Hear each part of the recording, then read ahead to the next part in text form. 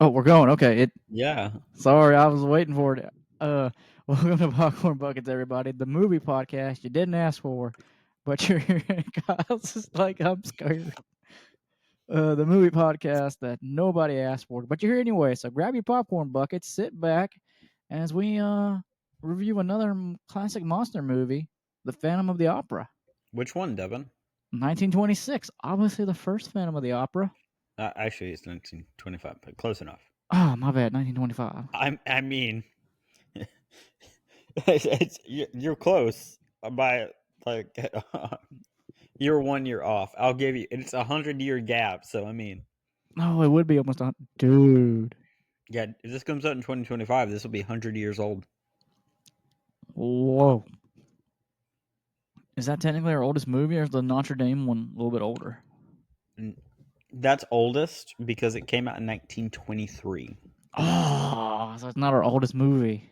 I So mean, that's our oldest movie. yeah, both of them are silent movies though. I think Man Who Laughs is 28. So let's see. If we do the math, Mm-hmm. this will be 100 years old by next year. Mm-hmm. The Hunchback of Notre Dame, 1923, will be 102. Yeah, sounds about right. So if you want me to get technical, Might as well. uh, We're here. what? Might as well. We're here. Um, so I keep track of every year that we. Okay, that was a choice to do that on camera.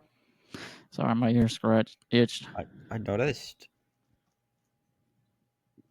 So I keep track of like years we've like reviewed movies from. Our oldest is 1923. When it comes to 1953 to 1923, we're a bit scattered. Um, let's see, but I think our oldest stint from like movies we reviewed, um, and in concept of years is 24 to. Hold on, I'm still scrolling. 1998. Due to like scheduling stuff I did, I was able to make sure that we were able to get that long of a gap. So we're getting some hefty. We just lack 1987, and then we fill in that gap. Oh, okay. Wow. Hmm? I gotta. Um, We gotta find some like. my goal is to make it so a weird 1923 to eventually whatever previous year we were recording in. Oh yeah, that'd be neat. Hmm. So, but at the same time, as you see with some of these movies, like The Mummy's Ghost, um, some of them are duds. God, you ain't lying. Some of them, like this movie, are fairly good and hold up fairly well for being over 100 years old. Yeah, for it to be 100 years old, I thought it was a solid choice, or it's still Mhm. a solid little movie. Like, I mean, I'm not. It was different. Okay, I'm not gonna lie to you. They probably when I didn't think. I thought he was gonna be the guy with just the half the mask, because Phantom of the Opera, he's known to have the half face is showing, but like he's just got the burnt scar. No, this guy was playing with some dark magic, and his face is just horrifying. And this is sad to say, but there were several times throughout the movie I thought he looked special needs. Uh, okay. No, like they had really good prosthetics for this character, and it was really good. Oh no, it was Um, amazing. now it was really good for its time, especially when it comes to like special effects and all that. Mm-hmm.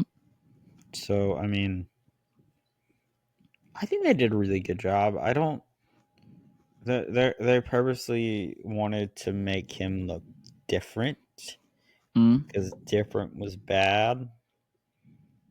Um, kind of like the Hunchback of Notre Dame.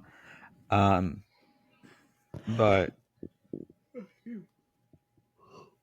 I mean, you've got to admit he looked fairly scary and off-putting.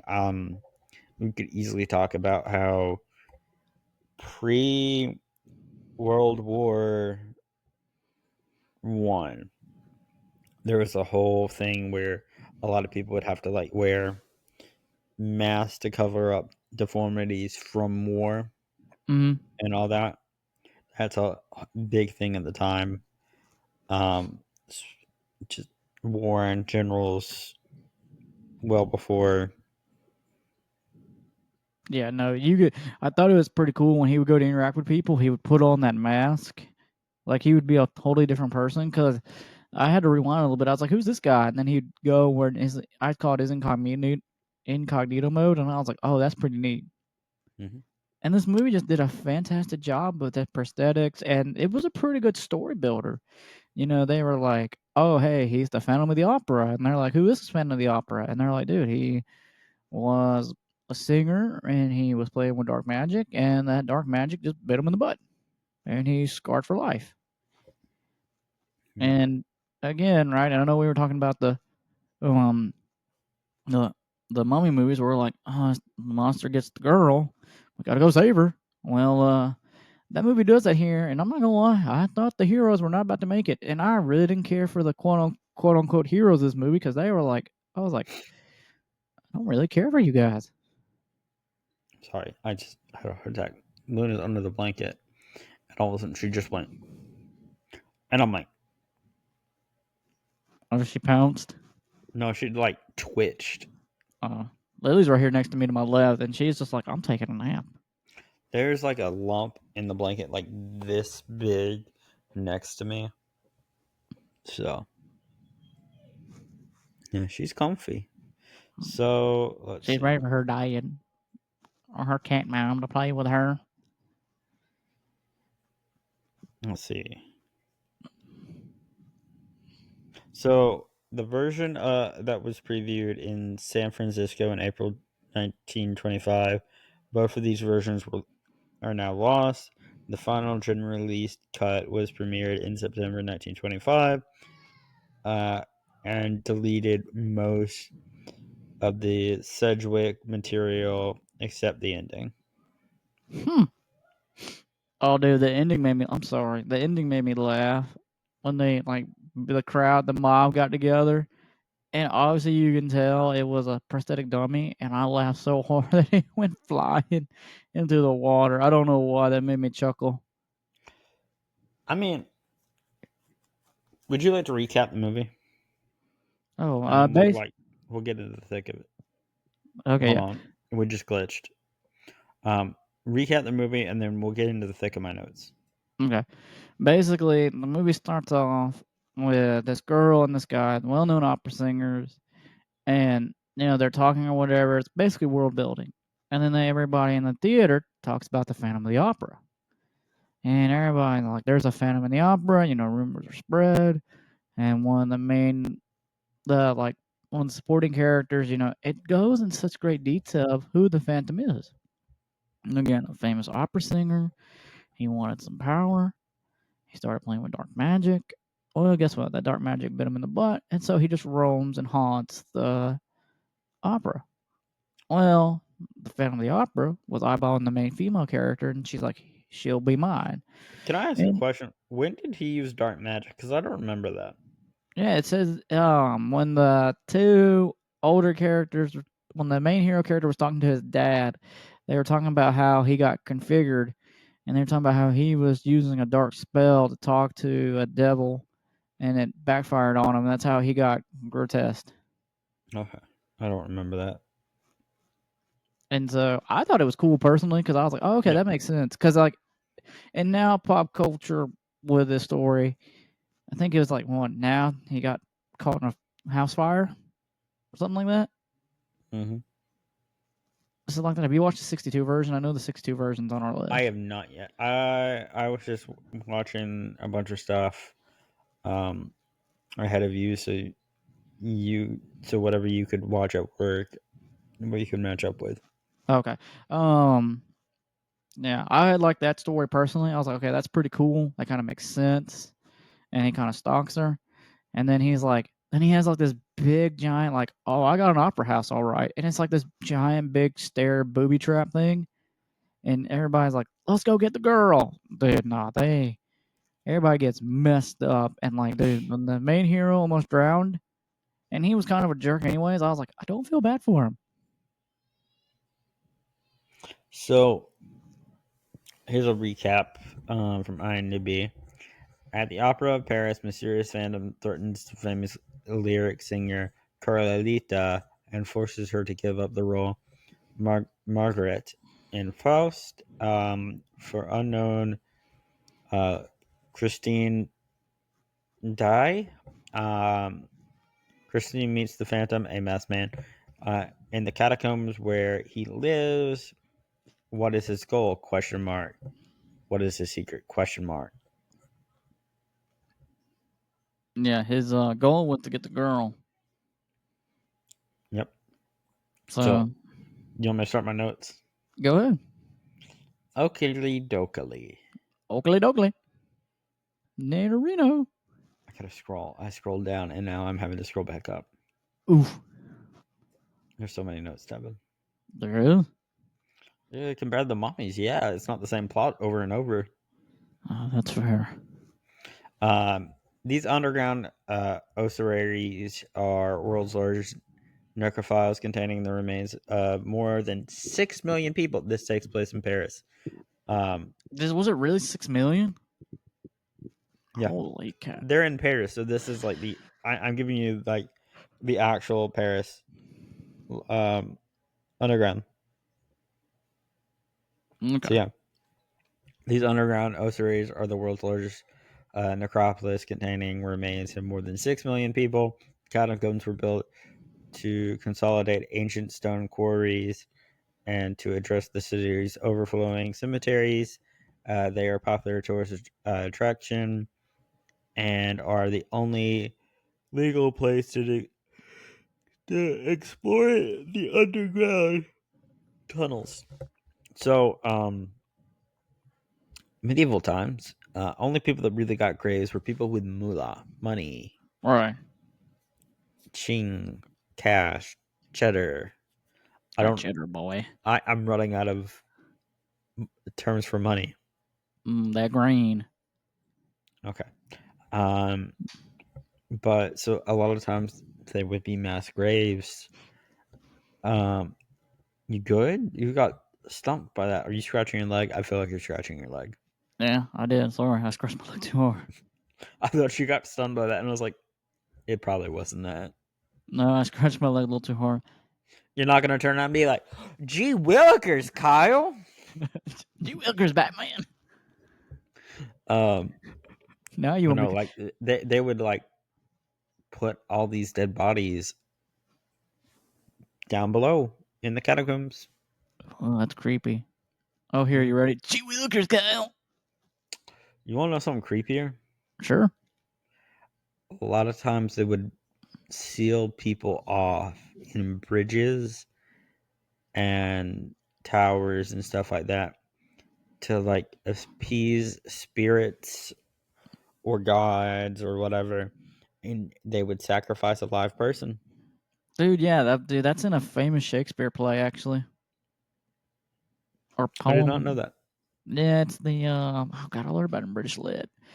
Um I'm going to find it and send it to you. Yeah, there's like one of the Shakespeare's like mini poems is a guy that just he really did not care for the guy, and he was like, "I'm gonna chain him to a wall," and the guy's like sobbing. I feel No, like no, he. no, no, no. This is different. This is like sacrificial. Oh, okay. Like this used to be like a government sanctioned thing. Mm, Um, often it was like young girls, virgins, children, women. Yeah. okay. Alrighty. Lon Chaney's horrific self-applied makeup was kept secret right up until the film's premiere. Not a single photograph of Chaney as the Phantom was published in the premiere. Not a Really? yes, published in the newspaper or magazine or seen anywhere before the film opened in theaters. Universal Pictures wanted the Phantom's face to be a complete surprise when his mask is ripped off. I just wonder how they got. How do they keep it? Well, then again, they couldn't do that with nowadays with social media. But Hide his makeup. I was like, how do they keep that hidden for so long?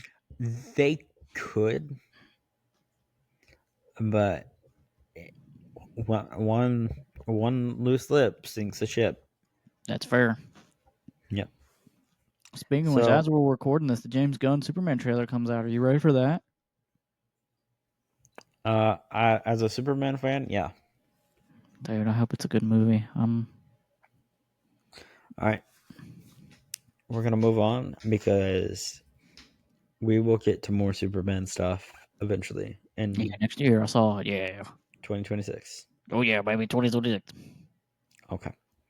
The opening credits are accurate to the 1929 re-edited version, listing Mary Fabian and Carlita and Virginia Pearson as Carlita's mother. However, the ending credits still credit Pearson as Carlita.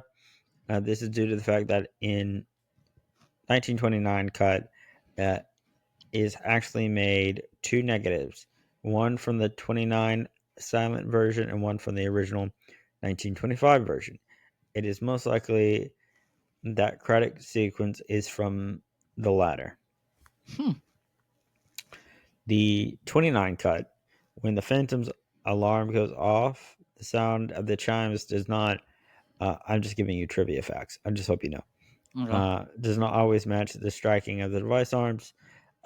This is because what is heard is the film's soundtrack, not the sound effects, which do not exist in the silent film. As such, this being off sync is allowable. Hmm. We did not watch the 29 cut, Mm-mm. but I feel like you still like facts. I Either do. that or you like letting me fill up um, time space for the episodes while you just sit there. No, it's interesting facts. It's fun facts Mm. to Kyle. Don't let me start doing the fun fact memes again. I will use I thought you were capture. trying to start off your comedy career, Ooh. not my science hour. Oh, everybody, welcome to Science Hour. Buckle Could up. you imagine me booking a show with you and coming up after you tell a bunch of jokes? So fun fact, Fun fact. fun fact. Get a Oh bonus. brother, this guy stinks. Boo! Oh god, you're not as bad as my dad. I'm gonna throw tomatoes at him. Meanwhile, you and Jay, Hey, I told your dad to bring me some tomatoes. yeah, you and Jay were both like Jay's like, I support that decision. Do do not throw tomatoes at me. Hold up. You know, somebody's going to be performing the 23rd. Um,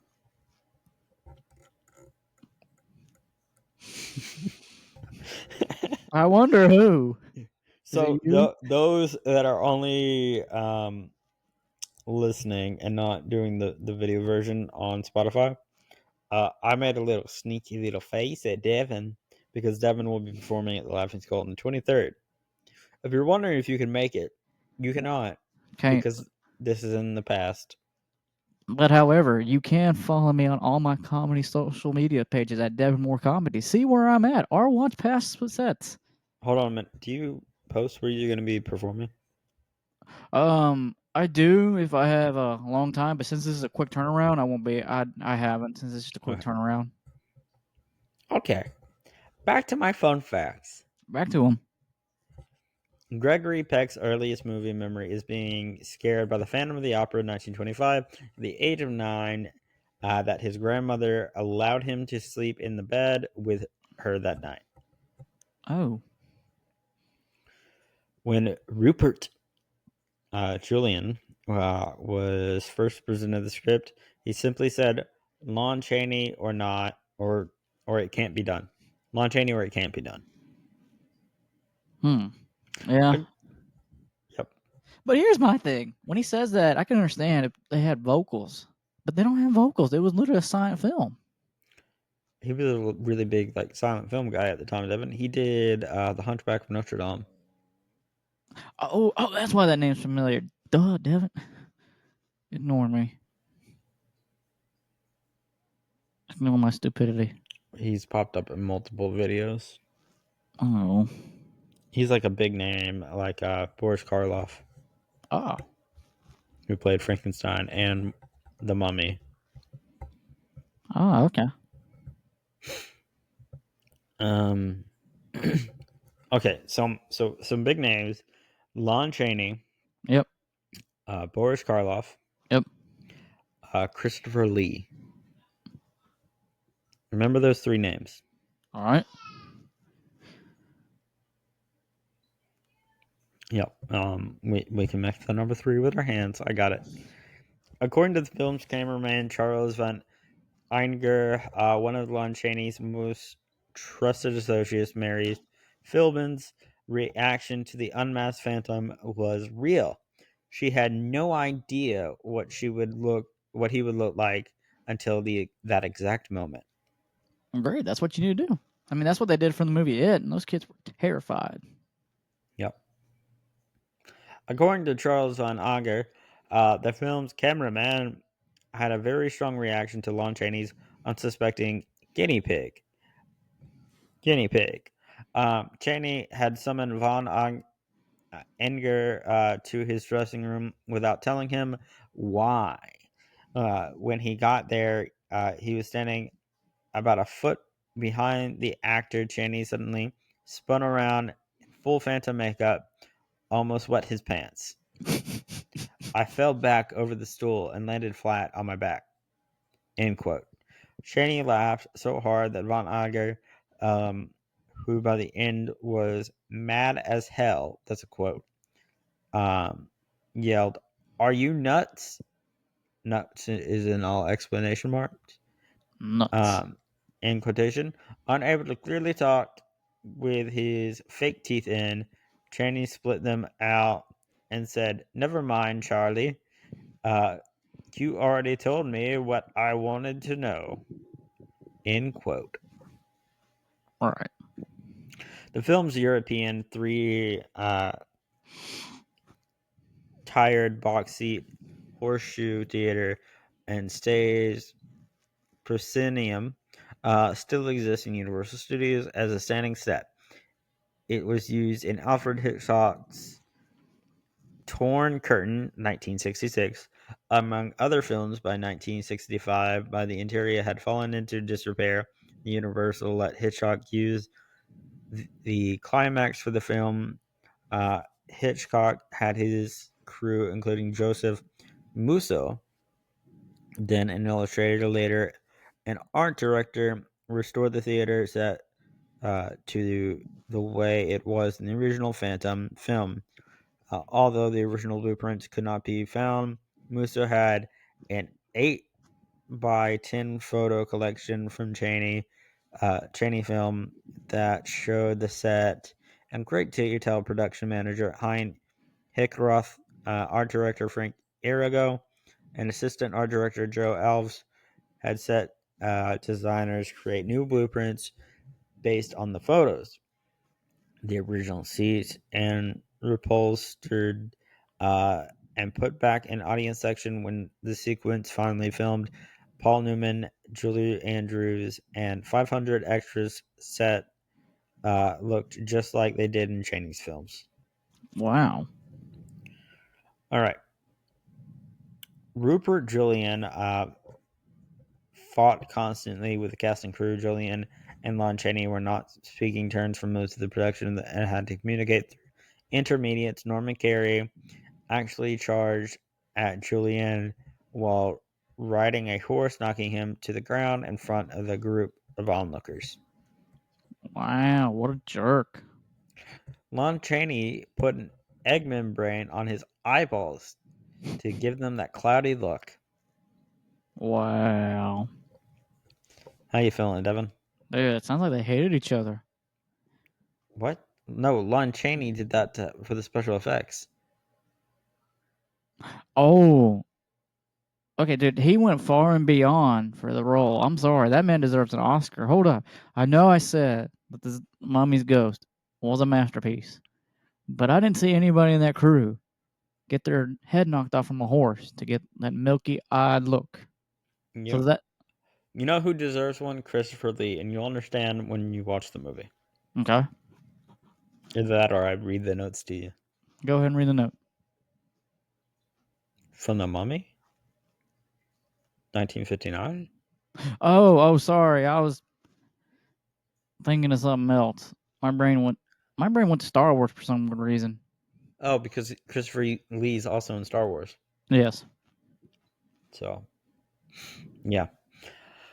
A new transfer for the film was struck in the 1950s. Even this stage, the original nitrate camera negative was starting to disintegrate. Most of the current prints seen today are based on the 1950s duplicate negative. Ooh. Yep. Selected by the Library of Congress, pres- preservation of in the Natural Film Registry in 1998 as being culturally, historically, or aesthetically significant. Hmm. So we're getting a big name under our belt with this one, Nice. just like Attack of the Killer Sofa. Another movie that deserved an Oscar. It deserves something. Yeah, it deserves something. I'm going to say an Oscar. Oscar run. Is it too late for an Oscar run for that movie? Do you know a guy named Oscar that will do a couple laps for us? No. Well, we're out of an Oscar. Damn it. In October 31st, 2008, this film was screened at the Walt Disney Concert Hall with live musical accompaniment by Los Angeles Philharmonic Orchestra. Ads contained tagline that was clever twist on that for Alien 1979 in the silent films No One Can Hear You Scream. Why? Why Disney? Because it was such a culturally important movie. Okay. I just thought that was a weird place. Did you listen to it? Yes, but I thought that was a weird that they did it at Disney. That's where you draw the. Wait a minute. Hold on. Time out. Did you listen to that soundtrack that I sent you? That was the soundtrack. Oh, that's what the soundtrack. Okay, that makes more sense. I was listening to a couple songs and I was like, okay, it's a nice little soundtrack. For some reason, I knew you weren't going to listen to it. No, I listened to a song or two. Yeah, but not as you were watching the movie. No, I couldn't while I was sitting in class. I had to hear a little bit of the music, a little bit of the Okay. sound, but I can't like blast it. No, the music's good though. Oh yeah, it's this is a really good movie for its time, and honestly, if you're a classic horror monster fan, you will enjoy this. This has actually kept you entertained, and the silent movie, like it, like keeps you engaged, and you'll enjoy the sets, you'll enjoy the monster makeup. Um, the mob ending, like I didn't think he was gonna get killed, but I mean, obviously he did, and I was like, "Dang, that's not how I expected to go." Yep. But I enjoyed it. Oh yeah, I really enjoyed this movie. So yeah. Inside Soundstage 28, part of the opera house, still stands inside there. This movie was filmed nearly a century ago. The oldest standing interior film set in the world, though it remains impressive. Time has taken its toll, and it is rarely used. Urban legends claim the set remains because when workers have attempted to take it down in the past, there have been fatal accidents said to be caused by the ghost of Lon Chaney. Oh, Lon Chaney. So Sometimes you die and become the Phantom of the Opera. hear me out. Hear me out. You ready? No, but okay. I think we need to call Pop Pop from the mummy's hand. Throw down. Devin, you can't shoot a ghost. Then again, supernatural. Yeah, see? Papa's ready to throw them hands. Inside Soundstage 28, part of the opera. Did I copy that? Yeah, that's twice. For the 1929 Sound Measure, Universal purchased the pipe organ from Robert Morton Organ Company in Van Nuys, California. No.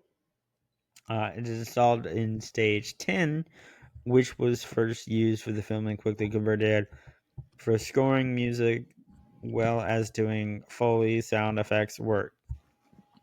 The organ was used for scenes where Eric plays uh, the organ in the basement layer. It was used in several Universal features film scores, including Bride of Frankenstein and Ghost Story 1981, as well as episodes of various TV series produced by the studio. Why are you saying no? No, just scratching my neck beard. Okay. It was sold sometime in the late 1990s. Hmm.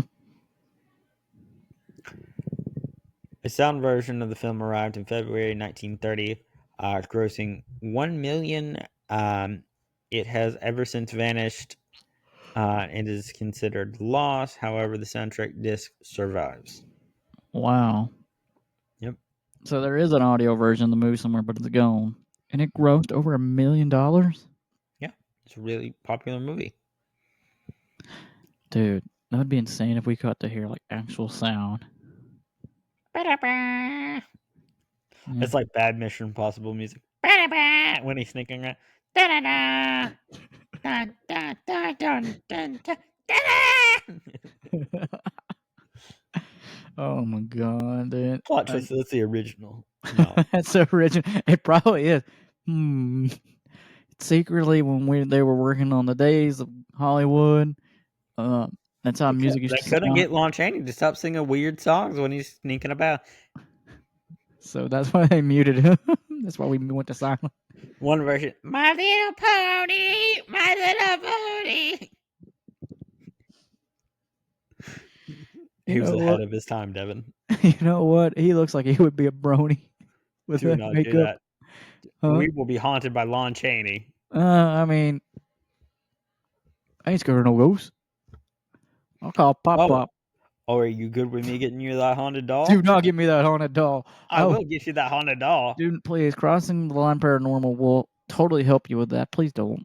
Who said I need their help? I can get you a haunted doll on my own. I Oh know a God, guy. dude, listen. You're gonna email them, and they're gonna be like, "Let's go on Doll Island," and you're gonna be like, "Devin, let's go on a bros trip," and I'm gonna fall for it because you're gonna trick Griff, Tommy, and you're just gonna bluntly tell Jay, and Jay's gonna be like, "Cool, I just want to hang out," Hey, and my then goal is to like scare Devin. We're going to like Doll Island.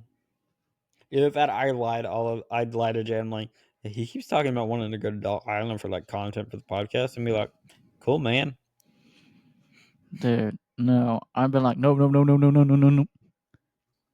Are you ready for my next note? Go ahead. So, Soundstage 28, the Phantom Stage, has been used in countless other films and television series, including Phantom of the Opera 1943, Dracula 1931, The Raven 1935, The Sixth Sense 1972, Tom Curtin 1966. Sadly, the soundstage was demolished in 2014. Oh, Sorry, although several parts of the opera house set have been saved from demolition. hmm. That's sad that it crashed down, but that's pretty cool. That it has such a Hey, crash historical down, value. Devin. I'm sorry, dude. I'm around kids. I'm gonna crash out. I'm gonna crash out. I'm gonna crash out. I'm gonna do one crash out. According to 1924 magazine article, at no time during the production in this picture, I don't know what accent I'm doing, in the makeup of the weird cult creature, he is planning to be made public. In every scene photographed publicly or lobby play which Lon Chaney appears, the face will be blanked out by a patch. At no time will any Scream actor, other than one playing in the picture be allowed to set to see his makeup. The actor's production is pledged secrecy. No one will see him apply, in quotations, makeup. For Chaney applies his makeup at home, comes to the studio wearing his mask, a molded flesh colored affair that is within the law of the I'm sorry, public streets, but still conceals his strange disguise from the onlookers. Chaney has experimented for months on the makeup and does not want the public to see it except for the actual production when completed and released. Dot dot dot. It is not fair to have an experiment work up a makeup that is really something of an achievement, then spoil the public's appreciation for the broadcasting of the pictures to pull off the ghoulish look of the Phantom. Lon Chaney undertook a variety of creative, uh, if woefully self harming, illusionary techniques to become a living skull. Chaney raised the contours of his cheekbones with cotton and Collondine, a very flammable syrupy solution of peroxylin mixed in alcohol that creates appearance of scarred skin when dry. He flattened, possibly glued his ears to his head, adding to the skull look. An exaggerated skull cap was used to elaborate Cheney's forehead by several inches, accumulating the bald dome of the phantom skull draped by the flat pressed wisps of the stringy black hair. Pencil lines were used not only to exaggerate the natural uh, creases of Cheney's brow, but also hide his lip and bald cap. In the Hmm. same quote, That's a lot of makeup. I'm not done. Jeez. I just lost my place. That's all. Oh, Same quote. Cry to the American cinematographer article. Cheney. Oh my gosh, my eyes. Continues. It was the use of paints in the right shades, the right places, not obvious, of the face, which gave the complete illusion of horror. Of the experiments as the stage managers were wide and varied before I jumped into the film. It taught me much about lighting effects on the actor's face and the mirror tricks depiction, a matter of combination of paints and light to the right illusions. Taking the color palette Andre Castangane's illustrations as reference. Chaney painted his outer eye black, why? adding a stark white highlights to properly emphasize skeletal effects. Um, Okay, that makes more sense. um, he suggested the transition from bone sockets to emphasize the skeletal structure. The Phantom's toothy grin was accomplished by attaching prongs, yes, prongs, to a serrated, rotting pair of false teeth. Boy, howdy. Oof. Creating a gnarled grin with a mouth held wide by design. Cheney's further distorted his lips by and shaded his face with grease paint. None of is the worst part. Cheney applied putty to sharpen the angle of inserted two loops of wire into his nostrils, which were themselves darkened with black eyeliner uh, to make a more skeletal shape. Extra wires were concealed under putty, and the skull cap were attached to the Chinese nose, yanking the actor's nostrils upward. There are some that have stated that in certain shots, Cheney's manipulated his nose with spirit gum and fish skin, but given Ugh. the reports that contested Um, the imitations and not social claims should be taken with a grain of salt. There is a myth floating around that Cheney's put egg membranes in his eyes, given the cloudy look. Rumor appears to be a combination of two facts. Cheney messing his sight up with false eyes covering from the Hunchback of Notre Dame in 1923, and the whiteout cosmetic contact lenses he personally created for the road to Mandalay in 1926. One of his first full eye squirrel white glass contact lenses were theatrical use.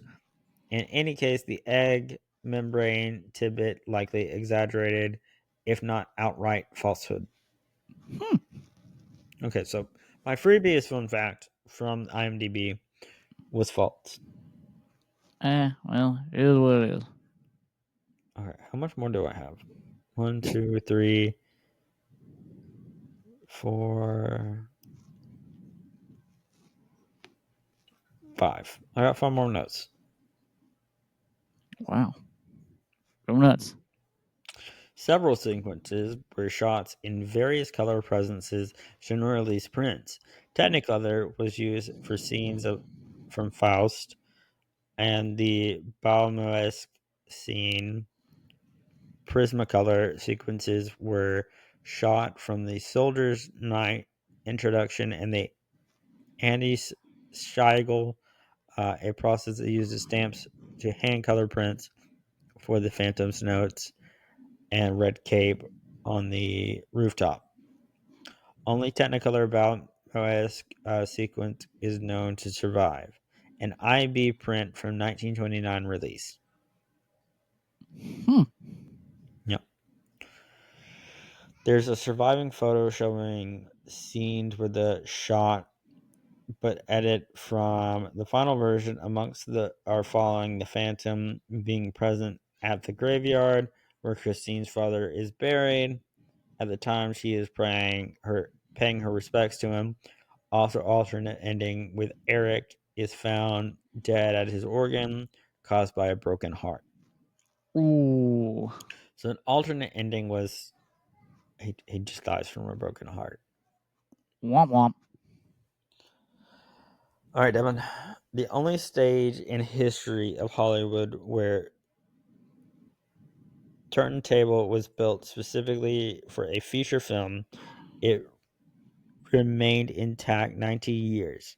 Stage Wow. theatrics used the turntable and set a design primarily European novelty, incorporated into elaborate opera productions in England, Italy, and Germany. Turntable built into the set design was introduced in Broadway in 1941, and the Kurt Weill musical Lady in the Dark, designed by stage designer Harry Horner. The novelty of the motorized turntable was unique.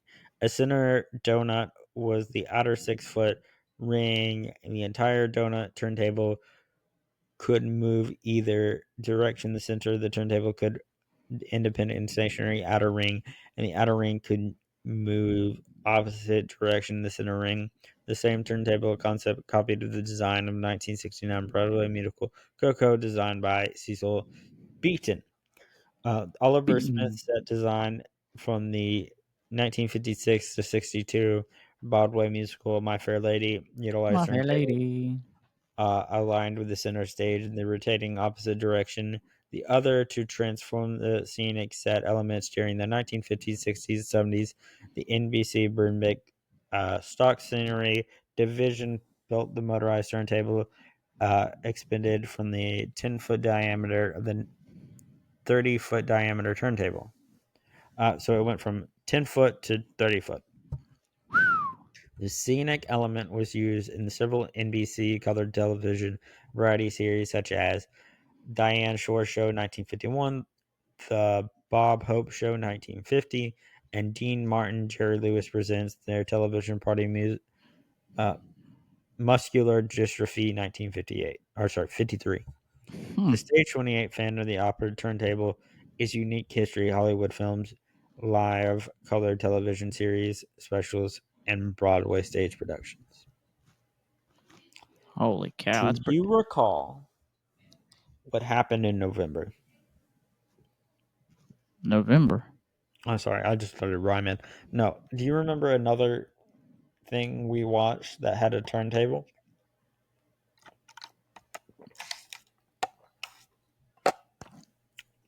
It was a No. musical. Oh, Trevor the musical, No, High School Musical, uh, I don't believe so. Hamilton. Hamilton. Yeah, Hamilton. Hamilton. Um, let's see. Did I count right? Let's see.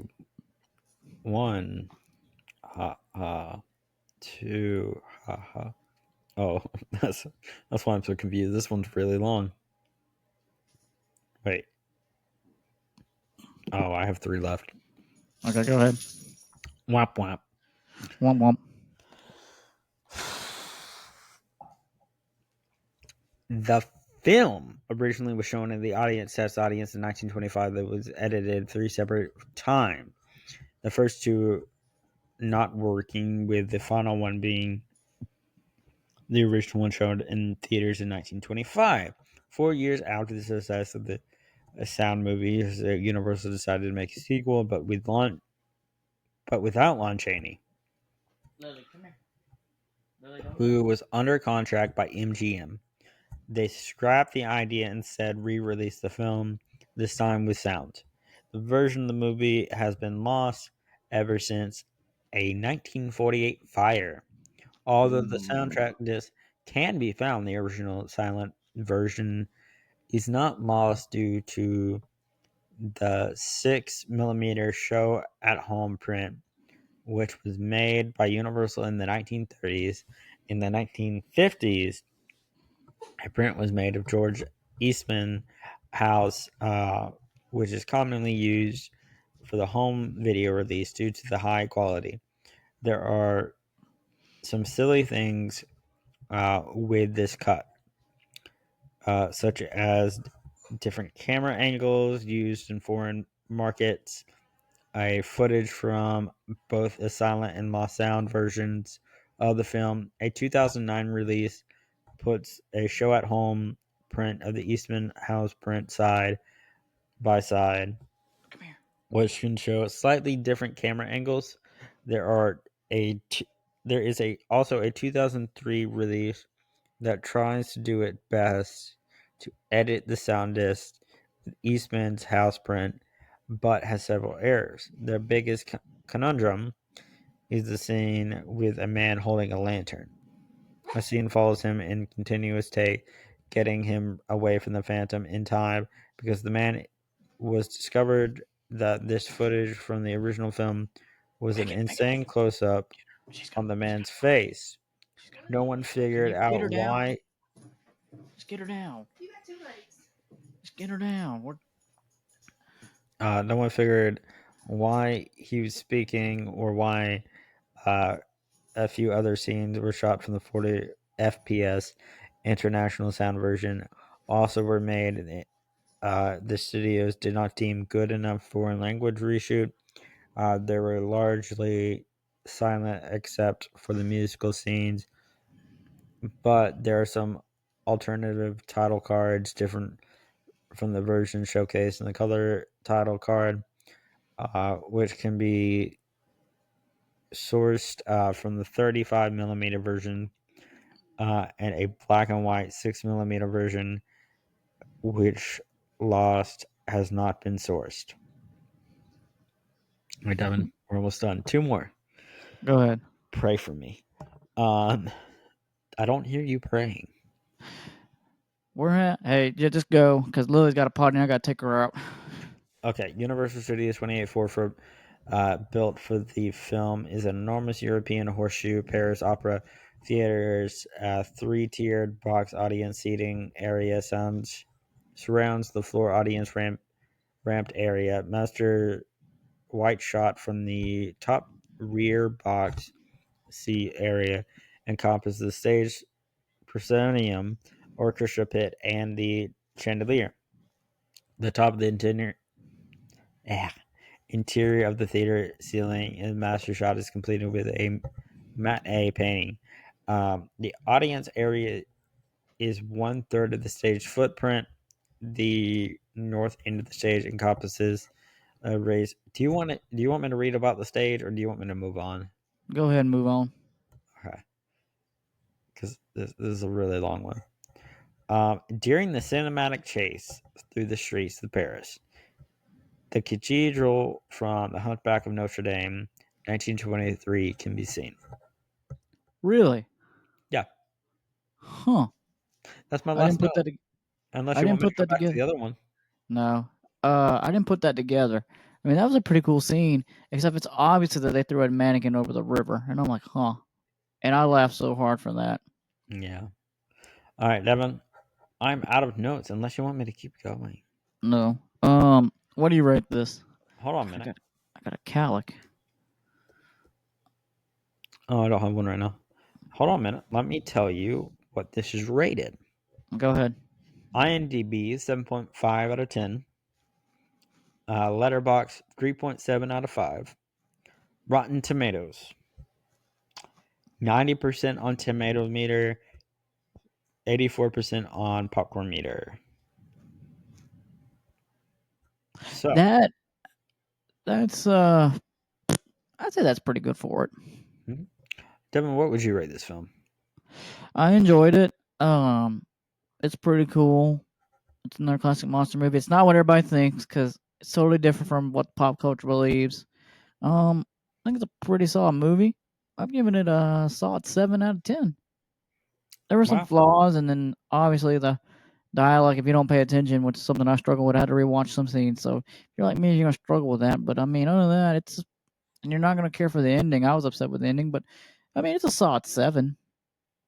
Could I argue you up to maybe like a half point or an 8? Sure, go ahead. Groundbreaking practical effects that Lon Chaney like sacrificed his health and well-being to do. Oh, Um, you know what? I'm gonna Reveille. do you. I'm Go gonna do ahead. you one better. Hmm. That's a good point. I'm gonna raise it up to a 9 just because of that. I honestly, the 2 points I'm taking away is I got lost in some of the dialect, but that's because I can't read and I had to rewatch it. But I mean, it is what it is. And then two, the ending kind of made me sad. But Well, to be fair, that is a heavy interpretation that you run the risk of with a silent movie. mm, At the same time, uh, a movie that's heavily reliant on audio only also hinders people that cannot hear well. right. So that's where subtitles come into play. But this, I thought this was really groundbreaking. I came very close to giving it a perfect 10. I'm giving it a 9.75. Okay.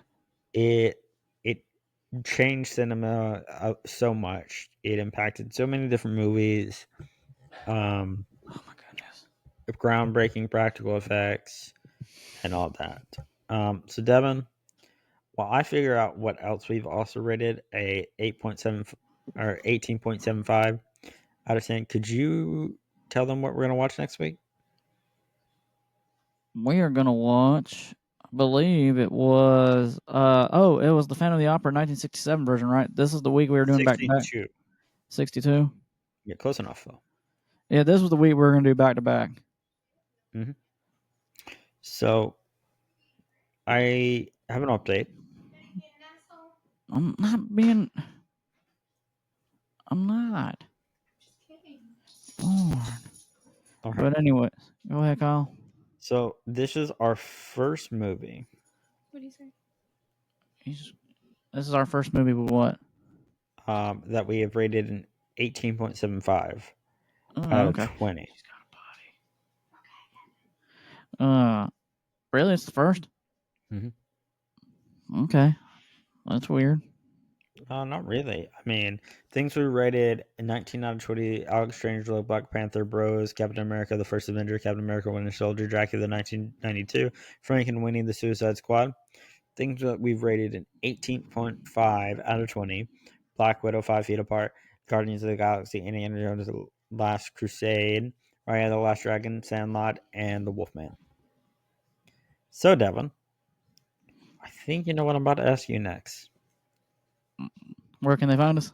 Well, I was going to ask you if you could do like an opera number, but I mean, if you want to do that instead, I cannot do an opera number. fair enough. You are putting way too much pressure on me. You don't know unless you try. Ah, that's fair. I did try stand up, and look where it's got me now. I know. Start singing, boy. La, la, la. Listen, it's just like the new joke I told you that I'm saying, and we saw where that got us. Yeah. Oh man. As always, guys, if you can check me out on my podcast, the More Sports Podcast for everybody, and of course we have Kyle's show, the Random Hour, where we've had some awesome guests come on this past year. Hopefully, some this year when this episode comes out as well. It's always a fun time over there. It's our pop culture podcast. Hey, and always you can subscribe to our YouTube channel, Random Incorporated, where you can watch the video version, our podcast episodes as well, and some other little content that we made. And hey, you can subscribe to us on social media. Hey, subscribe to us on Instagram as Rando Bucket Boys. And hey, we're on Twitter as Rando Corporate One. Kyle, go ahead. You got any last words? Um, it is the Phantom of the Opera. Boom.